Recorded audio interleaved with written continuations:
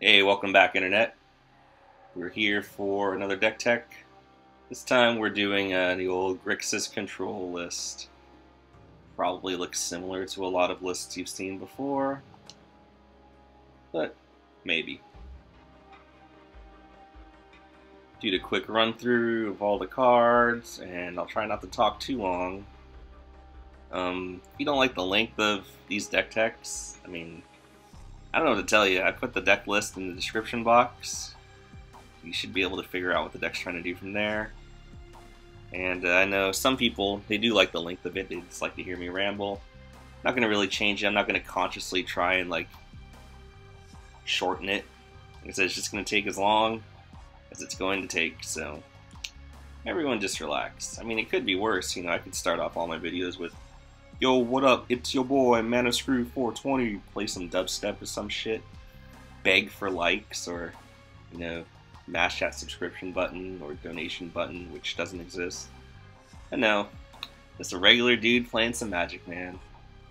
But anyways, 1 Voyage's End, 4 Think Twice, 2 Dissolve, 2 Inspiration, 2 Traumatic Vision, 4 Liliana Specter, 2 Flesh to Dust, 1 Sheoldred, 1 Rune-Scarred Demon, 1 Griselbrand, 1 Banefire, 3 Shocks, 2 Anger of the Gods, 2 Resounding Thunder, 1 Inferno Titan, 1 Obelisk of Alara, 1 Kozilek, and 4 Augur Sprees, and 5 Islands, 7 Swamps, 5 Mountains, 1 Arcane Sanctum, think of that as just a Dimir Guildgate, 3 Crumbling Necropolis, those are our main colors, 1 Savage Land, just think of that as a Rakdos Guildgate, 1 Nomad Outpost, again another Rakdos Guildgate, and 2 Opulent Palace, think of those as more Dimir Guildgates. Alright, so we're playing a control deck for the most part. So either want to, when the Grixis control, we don't really want a whole lot of permission. As you can see, I only have 2 counterspells, and this counterspell a lot of the time just acts like our 25.5 and 26 land. So mostly you just want to kill all their shit, and then eventually play one of your finishers. So to rewind, let's actually just go through our finishers first. Sheoldred, Whispering one. She basically makes them sack a dude every turn. Will eventually clear their board, and you get dudes back out of your graveyard. We don't really have a whole lot of dudes. We have 9 dudes. But we also play these Liliana Specters, so getting them back with Sheoldred is the most likely outcome if she lives, the turn after we cast her. And we got a Rune-Scarred Demon. He's like our wild card to get, either the Sheoldred or the Griselbrand, or the Titan, or the Obelisk, or the Kozilek, or the Banefire, or the Anger of the Gods. We're way behind. So he's just kind of like a joker. I don't like the run 2. I don't really find Rune-Scarred Demon into Rune-Scarred Demon into something else to be terribly strong. I'd rather just Rune-Scarred Demon into something that's going to win immediately, or lock it down pretty well. It works sometimes against you can really tax a deck's removal if you go Rune-Scarred into something else, but it's just really not something I'm really too fond of. So I only play 1. You usually see in most of my black decks I only play 1. Griselbrand. So let's rewind first. So Sheoldred is the only creature in the deck without any kind of a ETB. But other than you pass to your opponent's turn and they have to sacrifice something, so she sort of has an enter the battlefield trigger, make your opponent sacrifice something. You don't really want to cast this into open mana unless you can protect her. But anyways, Griselbrand technically doesn't have an enter the battlefield trigger, but if you can pay the 7 life, basically, Griselbrand enters the field, pay 7, draw 7. And it'll also gain you that 7 life back, and can, he's a 7/7 flyer. If the cards you don't draw somehow don't win you the game, he'll win the game for you. on his own. Banefire is our pseudo finisher against a control decks, but can also be popped early against, you know, a bunch of other decks. Aggro mid range, I mean, you know, all you have is a Banefire on turn 2. And, you know, they had just played Young Pyromancer. Just fucking kill it. Just Banefire it. But, you know, later on, like I said, especially against control decks, you can slip a Rune-Scarred Demon underneath there and just grab a fucking Banefire. You should be able to end it. Which is also why I like the Liliana Specters against control decks, because you're always going to get at least a 1-for-1. Either to counter it, or, you know, it resolves, you have to discard a card, and then eventually, you know, a control deck will have to deal with it. Like, even if, like, you know, they discard a land and use a shock on it, you know, that's one less land, you know, they get to play, and one less shock that can potentially go to your dome. The Inferno Titan, if we don't draw the Anger of the Gods, Inferno Titan is the way we're going to beat the Token Swarm decks. And, you know, I mean, against, like, mid-range decks and control decks, not really the strongest, but unchecked will pretty much end the game in rapid fashion. And, you know, at the very least, if you resolve them, you get a little Arc Lightning. So it's not the worst thing in the world if you resolve Inferno Titan, it just immediately dies. At least you got some value. I don't really think a Resounding Thunder is a finisher. I mean, it does 6 damage, which you get 8 mana. But, you know, we have 2. That's nice. Obelisk, again, for... I mean, basically, if you can just resolve an Obelisk or Obelisk, however you want to pronounce it, on a stable board, it's going to be very unlikely that you lose. Unless you somehow just start fucking up the modes. And we can take advantage with all the Tri-lands now for all of their modes. Even the green mode, you know, we have these 4 Liliana Specters we're going to play. And, you know, making them a 6/5, I mean, that's a pretty big deal. And one thing about the Obelisk and Sheoldred, now if you loot on your opponent's turn, you can actually, you know, if you want to get super fancy and you're absolutely positive your Sheoldred's going to live, you can, you know, pitch one of your big dudes, Griselbrand, Rune-Scarred Demon, I mean, even another Liliana Specter. You know, you can pitch that into the grave, draw a card, and then just get it right back to Sheoldred at a, you know, pretty hefty discount. However, on your turn, like, you can't let the turn get past you, otherwise it just triggers immediately, so you don't have time to react to it. Like, you know, her trigger doesn't go on the stack, and then you can react by, you know, pitching a card in your hand. It's got to be done on your opponent's turn. And also another nice thing you'll do, like, you know, if you got a Kozilek and you don't plan on using it, or you don't think you're gonna get to the mana in time, cast it, you can always pitch it and reshuffle your deck. Like, you know, you need to reshuffle and you're trying to hit a Hail Mary Anger of the Gods, you've already used 2 and you need to use the 3rd. Or whatever. Also, you know, if you overdraw, you can always pitch Kozilek itself. Like, if you overdraw Griselbrand, pitch to Kozilek. But, you know, all the modes are good. I mean, Obelisk will finish off, you know, 3 damage, you know, at a time. It doesn't cost you a card as long as the Obelisk stays on the field. You know, the -2/-2 help you clear out some dudes. Stabilizing, gaining life is all good. I mean, we all know what the Obelisk does. We have 1 Kozilek. I mean, not much to be said here. He's 12/12, Annihilator 4. When you cast him, you draw the 4 cards. Even if he gets countered, you still get the 4 cards. And if he gets put into a graveyard, you just reshuffle your graveyard. So, if you're playing against the mill deck, you should be okay. But that deck doesn't really exist. And then 4 Augur Spree. I think it's the best 3 mana removal spell in the game. You know, if you're in Rakdos colors, we're in black-red. I mean, I like it better than Resounding Thunder, even though Resounding Thunder technically has more upside. Like, Augur Spree is going to hit more shit. It's going to hit Brimaz.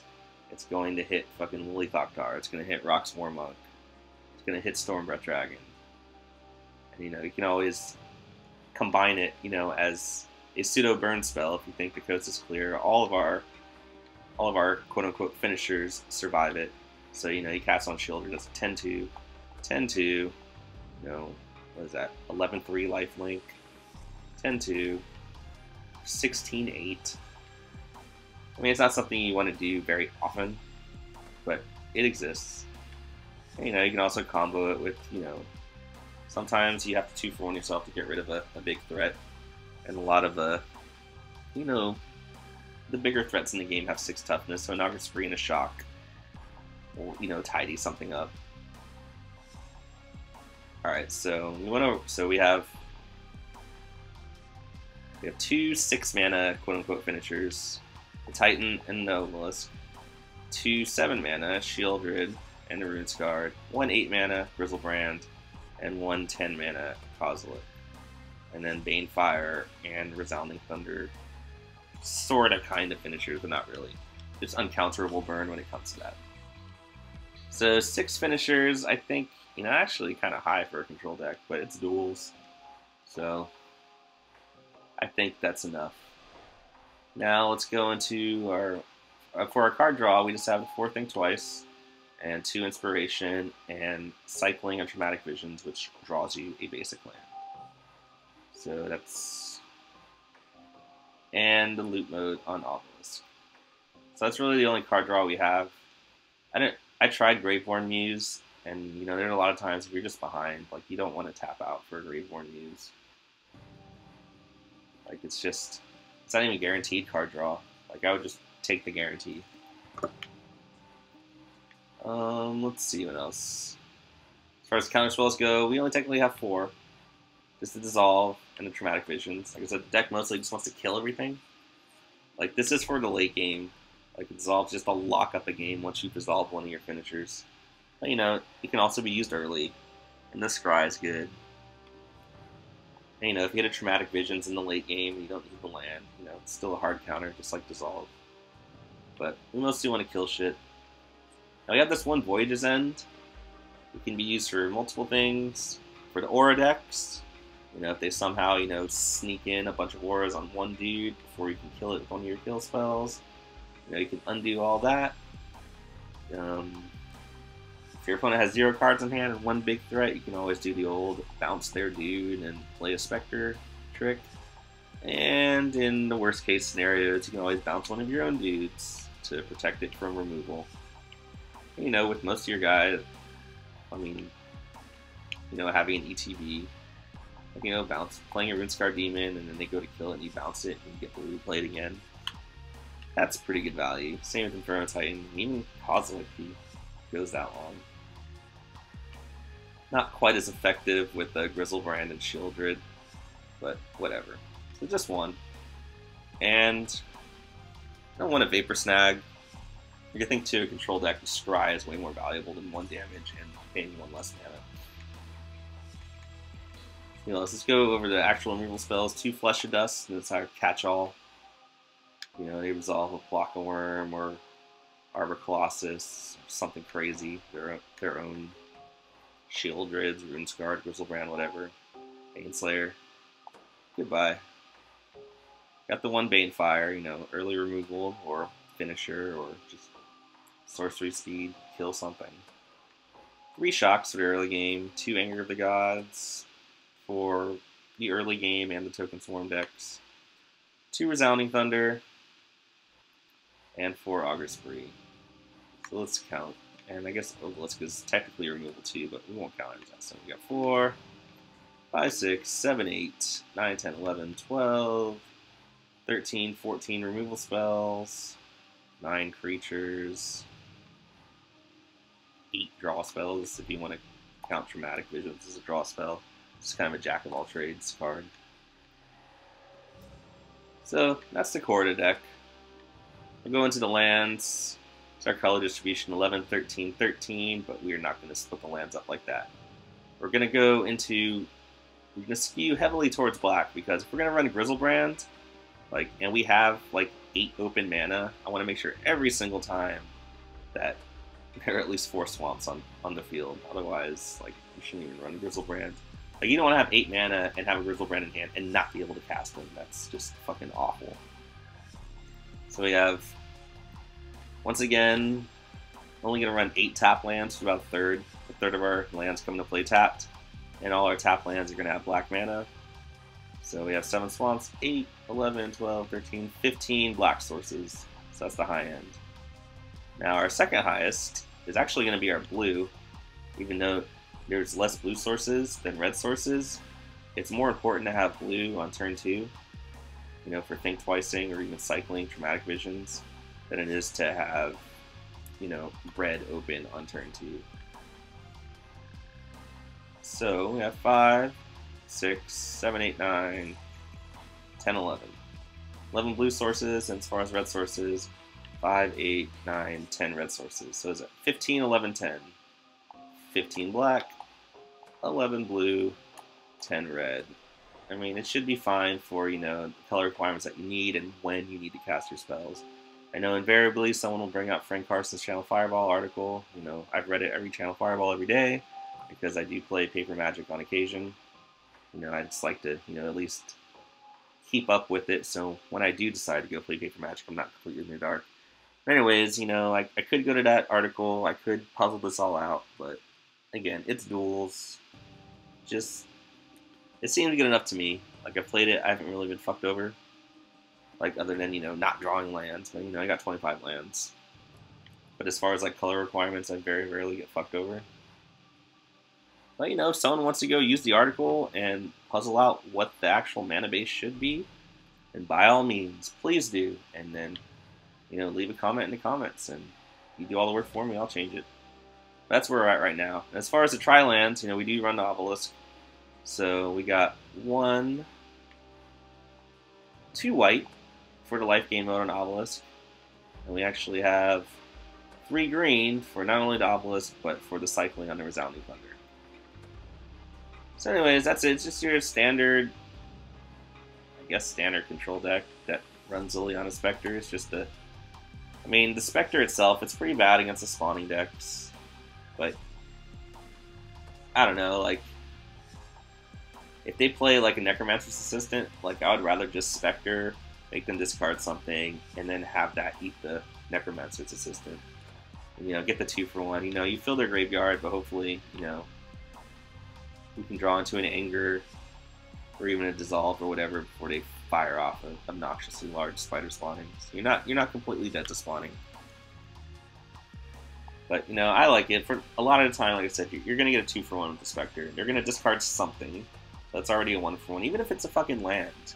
You know, a lot of the meta, if you're not, you know, getting rushed down by tokens or pyromancers or whatever, like, a lot of people just like to play big shit. Like, even having them, you know, pitch a land, that can mean the difference between, like, a turn 7 Clock Worm or a turn 8 or turn 9 Clock Worm. To me, that's a pretty big fucking deal. And, you know, eventually, you know, they're going to have to do something with it. Or, you know, you can just hold back something like a Pyromancer or a Kiln Fiend. You know, if they want to use removal on a Specter, then that's great. So yeah, mostly kill shit. A couple counter spells for the late game. Draw cards. And play big threats. Or burn them out. So that's the gist of it. Get some gameplay videos up here shortly. And look at that. 18.5 minutes. That wasn't too bad, right? Alright. See everyone soon. Take care and have a good day. Bye-bye.